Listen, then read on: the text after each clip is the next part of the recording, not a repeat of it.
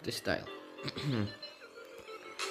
Keď sa ti to nepáči, tak odi ďalej, na mňa i tak nebudeš mať, lebo toto je freestyle, ako keby som si to tu dával. Však vidíš sám, čo si dávam, ako keby som bol sepár. Však poď ešte veľká freestyle zvuk, uvidíš tedy, jak ti to pôjde do uši, keby som ti tu mal zarepovať ako najväčší pán, si to tu dávam. Teraz to vyjde.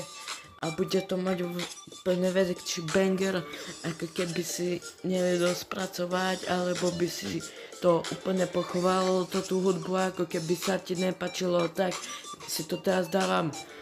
Ale namiesto teba, lebo ty si iba slechta, toto budem dávať, ako keby som bol pán, toto bude sa to dávať na Spotify, ale tak si ma tam kukni, alebo na Amazon, teraz si to dávame ako freestyle.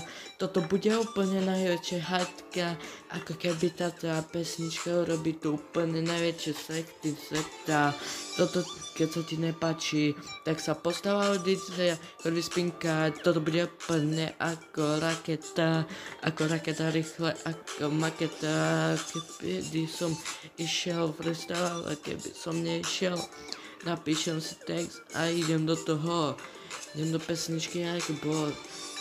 Keď sa ti nepáči, tak si daj mikrofón a si daj pred ústa, daj si sluchatka a poď zarepovať. Uvidíme vtedy, ako keby si na to išiel. Keď ma hrdo boli z hudby, to neznamená, že sú chority. Nie som to tu povedal, lebo by si sa rozplakal.